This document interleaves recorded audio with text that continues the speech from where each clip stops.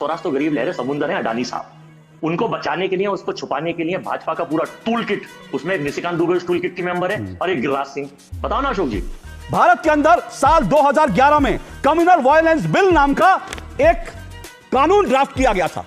और जानते हैं उस कम्युनल वायलेंस बिल में क्या था? उस कम्युनल वायलेंस बिल में यह था कि जो भी दंगा भारत में होगा उसके लिए हिंदू दोषी माने जाएंगे। अगर किसी हिंदू महिला का बलात्कार होता है तो फिर उसको बलात्कार नहीं माना जाएगा। अगर किसी मुस्लिम महिला का बलात्कार होता है तो वो जो है हिंदू उसके लिए दोषी माना जाएगा। उस बिल में यह था कि अगर कोई दंगा होता है तो जो है मुसलमानों की बात जो है सिर्फ मुस्लिम जज सुनेगा, हिंदू जज सुन भी नहीं सकता। कि अगर दंगा होता है और अगर एक मुसलमान कह देता है कि फलाना हिंदू दोषी है तो उसके खिलाफ तुरंत FIR होगी और उसको जेल में डाल दिया जाएगा और उस हिंदू को साबित करना है कि वो निर्दोष था। और इस बिल के पीछे दिमाग जानते हैं किसका है? इस बिल के पीछे 32 लोगों का दिमाग था जो जॉर्ज सोरोस के थे। सोनिया गांधी टॉप पे थी और इसीलिए इस जॉर्ज सोरोस के इशारे पर राहुल गांधी कहते हैं हिंदू हिंसक होता है संसद के। नमस्कार दोस्तों, बहुत बहुत स्वागत है आपका एक नए डिबेट शो में। दोस्तों आज का डिबेट बहुत ही दर्द भरा है। क्यों? क्योंकि 2011 में कांग्रेस सरकार के ऐसा बिल लेके आ रही थी जिसके अनुसार यदि दंगे होते हैं तो केवल दोष हिंदुओं का ही माना जाता है। यदि मुस्लिम की कोई गलती होती भी तो इसकी सुनवाई केवल मुस्लिम जज ही करते हैं। कुल मिलाकर ये बिल ऐसा था कि कुछ भी हो, कहीं भी हो, कोई भी घटना हो, गलती केवल हिंदुओं की ही मानी जाती। उस अच्छा वह समय रहते ये बिल जो है पास नहीं हो पाया। देखिए आगे। जिस तरह से कांग्रेस और राहुल गांधी लगातार अडानी कर रहे थे, वैसे बीजेपी ने अब कुछ बड़े खुलासे करते हुए जॉर्ज सोरोस का नाम लेना शुरू किया है। जॉर्ज सोरोस दुनिया का एक ऐसा व्यक्ति है, एक ऐसी शख्सियत है, एक ऐसा पूंजीपति है जिस देश में वो पैदा हुआ था, जिस देश का वो मूल नागरिक है, उस देश ने भी अपने देश में उसकी एंट्री पर बैन लगा रखा है। और ये जॉर्ज सोरोस 2024 के लोकसभा चुनाव से पहले ये खुलेआम कह चुका है कि वो नरेंद्र मोदी को भारत की सत्ता से हटाने के लिए अपनी तिजोरी खोल देगा। और उसने खोल भी दी कि राहुल गांधी की जो विदेश यात्राएं होती हैं, उनके आसपास जो लोग होते हैं विदेश यात्राओं में, जो उनकी जो तमाम चीज़ें ऑर्गेनाइज कर रहे होते हैं, उनकी यात्रा में तमाम कार्यक्रम ऑर्गेनाइज कर रहे होते हैं, उनका जॉर्ज सोरोस और ऐसी संस्थाओं से संबंध होता है। इसको लेकर दो टूक में हम पहले भी बात कर चुके हैं। अगर मजा आया, ये संयोग है या प्रयोग है कि अगर राहुल गांधी की विदेश यात्राओं का खर्चा जॉर्ज सोरोस उठाता है, तो क्या यह संयोग है या प्रयोग है कि राहुल गांधी जब विदेश जाते हैं तो भारत की डेमोक्रेसी को, वो कहते हैं कि भारत में डेमोक्रेसी खत्म हो गई है, वो कहते हैं कि विदेशी ताकतों को भारत में हस्तक्षेप करना चाहिए। ठीक वही जो बांग्लादेश में हुआ। और यह संयोग है या प्रयोग है कि राहुल गांधी अपनी विदेश यात्राओं में सिखों को लेकर एक ऐसी विवादित लाइन बोलते हैं जो खालिस्तानियों को सूट करती है, जो लोग भारत को तोड़ करके खालिस्तान बनाना चाहते हैं उनको सूट करती है, और वो राहुल गांधी का बयान उठा लेते हैं। राहुल गांधी कश्मीर को लेकर जो बोलते हैं वो पाकिस्तान को सूट करती है, और पाकिस्तान उस लाइन को उठाकर UN में अपने चार्टर में रख देता है। ये तमाम चीजें हैं, इस पर गंभीरता से चर्चा होनी चाहिए। बताइए क्या रिश्ता है आपका जॉर्ज सोरोस के साथ? सोनिया गांधी का रिश्ता क्या, राहुल गांधी का रिश्ता क्या? देखिए, सबसे पहले तो अशोक जी, जब आपका और तुहिन जी का चुनावी भाषण सुन के कंफर्म हो गया दोनों की भाषा का कि जो हिरेन जोशी भेजते हैं वही आप लोग पाठ्यक्रम को पढ़ते हैं, इसमें कोई डाउट नहीं है। आप उसे झूठ बोले या मने। अब आपके मैं दूसरे सवाल का जवाब देता हूं। एक शेर सुन लीजिए कि गरीब लहरों पे पैरे बिठाए जाते हैं, गरीब लहरों पे पैरे बिठाए जाते हैं और समुद्रों की तलाशी कोई नहीं लेता। क्या कर रहे हैं यार तू? तो मजाक है क्या?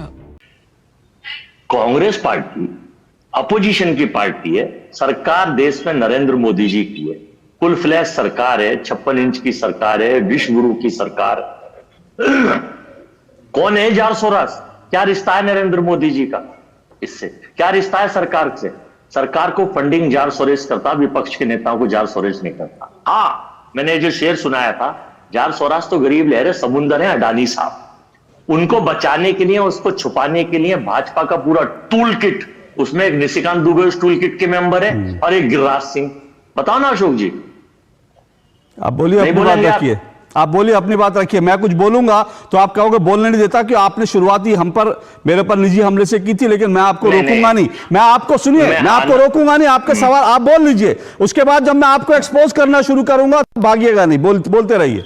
मैं अभी नहीं, आपको हम- समय हम दे रहा हूं, भागते- मैं आपको अगर समय हमें दे रहा हूं, भागना होता क्योंकि तो- मैं आपको सुनो। समय दे रहा हूं, मैं आपको समय दे रहा हूं, मेरे से सवाल मत पूछिए, जो बोलना बोलिए, मैं आपको रोकूंगा नहीं, मुझे- फिर एक्सपोज करना शुरू हमें करूंगा, भागना- भागिएगा नहीं, बोलिए। हमें भागना होता तो आपके पास ना बैठते हैं ना आते हैं, बोलिए, भागते बोलिए, नहीं हैं। बोलिए, बोलिए। हम आपको भगाते हैं। और कौन है जार सोरात? ये सरकार को कितनी फंडिंग कर रहा है, क्या रिश्ते हैं इनके? पहला क्वेश्चन।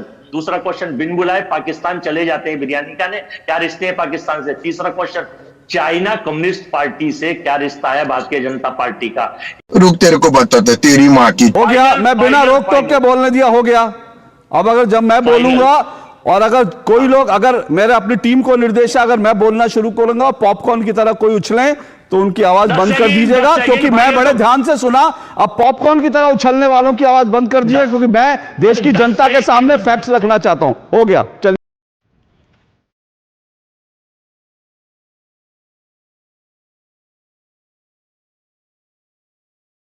हो गया जेवर।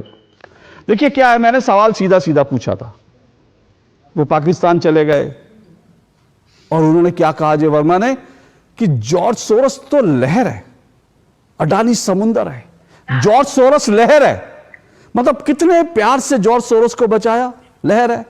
एक और बार बार कही जाती है, एक और बार कही जाती है, जॉर्ज सोरस को गिरफ्तार कर लो, गिरफ्तार कर लो। अरे भाई, जॉर्ज सोरस जो है वो कोई छुरी चौकी छुरी मार के नहीं निकला है, उसने बैंक नहीं लूटा है कि उसको जाओ और गिरफ्तार कर लो। वो क्रिमिनल उस तरह का नहीं है। देश में, दुनिया में एक आइडियोलॉजिकल वॉर चल रही है, दर्शक इस बात को समझें। मोहम्मद यूनुस जो है वो आइडियोलॉजिकल वॉर, और जॉर्ज सोरस जो अमेरिकी डीप स्टेट है उसके वो पिट्ठू हैं, और वो कोई चाकू छुरी मार के नहीं निकले थे। उनको नोबेल पुरस्कार दिया गया था, और जब वो बांग्लादेश पहुंचे, बांग्लादेश में उन्होंने टॉपल किया तो क्या किया, गुंडे बदमाशों को और स्टूडेंट के नाम पर जो है जिहादियों को आगे कर दिया, वहां की सरकार को टॉपल किया, और अब वहां खुद बैठ गए और बिना चुने हुए नेता, और अब वहां क्या हो रहा है, हिंदुओं का कत्लेआम हो रहा है रोज। ये आइडियोलॉजिकल वॉर है, इस बात को समझिए। और आइडियोलॉजिकल वॉर जो है ये किसके खिलाफ है, इस बात को भी समझिए। और मैं आपको बताता हूं, लोग आज कहते हैं, आज मैं आपकी आंखें खोलता हूं, सुनिए अजय वर्मा और बाकी सब लोगों की। लोग आज कहते हैं ना, लोग आज कहते हैं कि जॉर्ज सोरस आज इस देश में जो है सरकार गिराने की कोशिश कर रहा है। हां, क्योंकि उसको ये सरकार गिरानी है। लेकिन जॉर्ज सोरस, जब भारत के अंदर जॉर्ज सोरस के इशारों पर चलने वाली सरकार थी, तब जॉर्ज सोरस क्या कर रहा था यह भी जान लीजिए, यह आपको पता होना चाहिए। तब जॉर्ज सोरस क्या करता था जब भारत में यूपीए की सरकार थी। आपको कुछ तथ्य मैं जल्दी से बता देता हूं। भारत के अंदर साल 2011 में कम्युनल वायलेंस बिल नाम का एक कानून ड्राफ्ट किया गया था, और आज मैं इस बात को डंके की चोट पर कह रहा हूं, इस बिल को जिन्होंने ड्राफ्ट किया उसमें 32 लोग थे, और वो 32 लोग चुने हुए नेता नहीं थे, वो 32 लोग जॉर्ज सोरस के पिट्ठू थे, जिन्होंने कम्युनल वायलेंस बिल को ड्राफ्ट किया था, जो सोनिया गांधी की जो एक कुंडली थी, उनकी जो मंडली थी, उस मंडली ने ड्राफ्ट किया था कम्युनल वायलेंस बिल। और जानते हैं उस कम्युनल वायलेंस बिल में क्या था? उस कम्युनल वायलेंस बिल में यह था कि जो भी दंगा भारत में होगा उसके लिए हिंदू दोषी माने जाएंगे। अगर किसी हिंदू महिला का बलात्कार होता है तो फिर उसको बलात्कार नहीं माना जाएगा। अगर किसी मुस्लिम महिला का बलात्कार होता है तो वो जो है हिंदू उसके लिए दोषी माना जाएगा। उस बिल में यह था कि अगर कोई दंगा होता है तो जो है मुसलमानों की बात जो है सिर्फ मुस्लिम जज सुनेगा, हिंदू जज सुन भी नहीं सकता।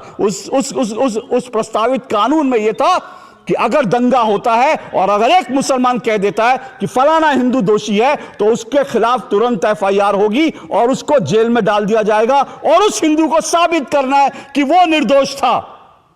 कानून साबित नहीं करेगा, उसको साबित करना है कि वो निर्दोष था। तुरंत जो है वहां पर न्याय होगा। न्याय क्या होगा? हिंदू को उठा के जेल में डाल दिया जाएगा और मुसलमान जो है उसको माना नहीं जाएगा। यह कम्युनल वायलेंस बिल 2011 में बना था, और इस बिल के पीछे दिमाग जानते हैं किसका है? इस बिल के पीछे उन 32 लोगों का दिमाग था जो जॉर्ज सोरोस के थे। सोनिया गांधी टॉप पे थी और इस बिल बनाने वालों में हर्ष मंदार शामिल था। और वह हर्ष मंदार कौन है? वो जॉर्ज सोरोस का आदमी है। ये वही हर्ष मंदार है दिल्ली के अंदर जिसके जो चिल्ड्रंस होम थे उस पर छापा पड़ा था, उसमें छोटे छोटे बच्चों का कन्वर्जन हो रहा था। आज भी वो केस चल रहा है। ये था जॉर्ज सोरोस का पूरा। और इसीलिए इस जॉर्ज सोरोस के इशारे पर राहुल गांधी कहते हैं हिंदू हिंसक होता है, संसद के अंदर कहते हैं हिंदू हिंसक होता है, क्योंकि जॉर्ज सोरोस ने हर दंगे का जिम्मेदार ठहराने की उसने पटकथा लिख दी थी, जिस पर दस्तखत सोनिया गांधी के थे, जिस पर दस्तखत डॉक्टर मनमोहन सिंह के थे। और सुनना चाहते हैं डॉक्टर मनमोहन सिंह के दस्तखत क्यों थे? मेरे हाथ में एक तस्वीर है, ये डॉक्टर मनमोहन सिंह की बेटी की तस्वीर है। और ये ओपन सोसाइटी के मैंने उसकी ओपन सोसाइटी के जो उसका जो वेबसाइट है वहां से है। डॉक्टर मनमोहन सिंह की बेटी ओपन सोसाइटी के पेरोल पर थी। समझिए, अगर हिंदू अब भी नहीं समझना चाहता, अगर इस देश में लोगों को अब भी आंखें नहीं खुली हैं, तो फिर इस देश का जो होगा वो आप लोग। मनमोहन सिंह की बेटी सोनिया गांधी, राहुल गांधी हिंदुओं को हिंसक ठहराने की, हिंदुओं को दंगाई ठहराने की जो साजिश 2011 से रच रहे थे भारत के खिलाफ, भारत के हिंदुओं के खिलाफ, वो साजिश क्या थी? किसने रची थी साजिश? वो तो भला वो कानून पारित नहीं हो पाया क्योंकि देश में विरोध हुआ, वरना हिंदुओं को इस देश में कोई उंगली उठाता हिंदुओं को जेल में भेज दिया, तुम दंगाई हो। ये जॉर्ज सोरोस के इशारे पर क्या क्या हो रहा था, ये तब से हो रहा था। और कश्मीर को लेकर मैं बता चुका हूं, सियाचिन पाकिस्तान को सौंपने की तैयारी थी। क्या इसके बाद भी कुछ बचता है? सबके सब चोर हैं साले। आपने इतनी सारी बातें कर दी, भाई देश रसातल में जा रहे, देश में देश के दुश्मन ही भरे पड़े हैं, लेकिन सरकार कहीं है ही नहीं। देश के दुश्मनों पर कोई एक्शन ही नहीं है, केवल ब्लेम गेम। मोदी सरकार का कोई टेक नहीं है। इस पूरी बात को अडानी पर हो रहे हमलों को दबाने के लिए इसको एक हिपोथेटिकल लड़ाई खड़ी की गई है। और आपने भी जितने तथ्य रखे, एक था कम्युनल बिल जो आया नहीं उसके तथ्य रख रहे हैं। कुछ लोग थे जो मतलब जो हुआ नहीं उसके तथ्य रख रहे हैं। क्यों? क्योंकि आप एक तरफा बात कर रहे हैं। आप अपोजिशन की बात ही नहीं करना चाहते हैं। अपोजिशन की बात ही नहीं करना। संसद में अपोजिशन बोलेगा कि सत्ता पक्ष आरोप लगाएगा, सत्ता पक्ष जांच कराएगा, जिम्मेदारी से जांच कराएगा। आरोप लगाने के लिए सत्ता पक्ष प्रेम जी, आपको बिना रोक टोक मैंने समय दिया। अब जब आपने जो सवाल उठाए थे उन सवालों पर जवाब दे दूं। पहली बात, आपने बिल्कुल बड़ा वैलिड सवाल उठाया कि अगर देश के दुश्मन भरे पड़े एक्शन क्यों नहीं हो रहा। बड़ा वैलिड सवाल है। पर क्या प्रेम जी और अजय जी और देश के लोग जानते हैं कि मैंने पहले ही बताया कि जॉर्ज सोरोस की फंडिंग का तरीका क्या होता है। वो लगातार जो एनजीओज हैं उनको फंडिंग करता है और वो एनजीओज जो हैं देश में इस तरह की गतिविधियां करते हैं। क्या आपको मालूम है कि 2014 से लेकर 2024 तक इस देश में कम से कम ये मैं डेटा ऐसी बता रहा हूं क्योंकि मेरे पास 2019 का डेटा है। जब मैंने प्रधानमंत्री जी का इंटरव्यू किया था उसमें प्रधानमंत्री ने खुद बताया था, उस वक्त जो है 2019 के अंदर देश की करीब 40,000 संस्थाएं, एनजीओज जो विदेशों से पैसा लेती थी और विदेशों से पैसा लेकर हिसाब नहीं देती थी, ये तक सरकार को बताती नहीं थी कि पैसा कहां से आया और क्यों खर्च किया, किस पर खर्च किया। ऐसी तमाम संस्थाओं की फॉरेन फंडिंग बंद कर दी गई है।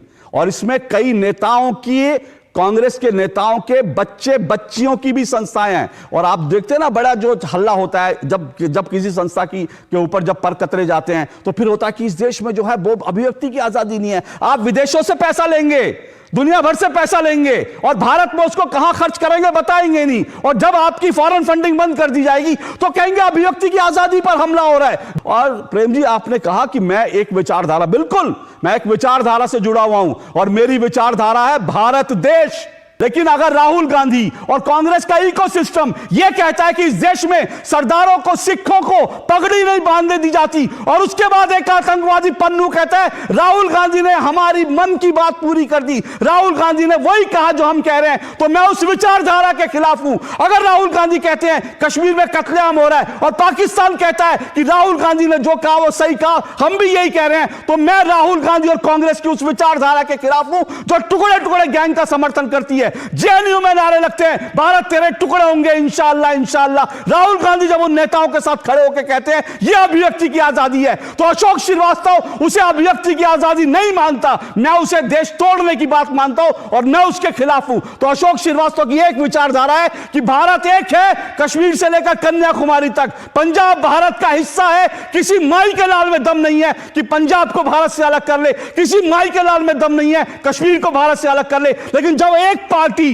कश्मीर को तोड़ने वाले और पाकिस्तान से के इशारे पर खालिस्तान बनाने वालों का समर्थन करती है, तो अशोक श्रीवास्तव वैचारिक रूप से उसका विरोध करेगा, बार बार करेगा। उसके लिए आप चाहे तो मुझे निशाना बना सकते हैं, आप चाहे तो मुझे मूर्ख कह सकते हैं, आप चाहे तो मुझ पर राजनीतिक हमले कर सकते हैं, मुझे इससे कोई फर्क नहीं पड़ता, क्योंकि मेरे लिए देश है, देश सबसे पहले है।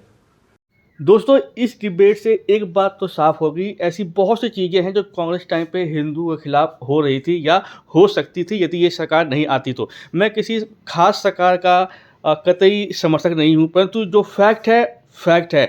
आपका क्या सोचना है कमेंट जरूर करें।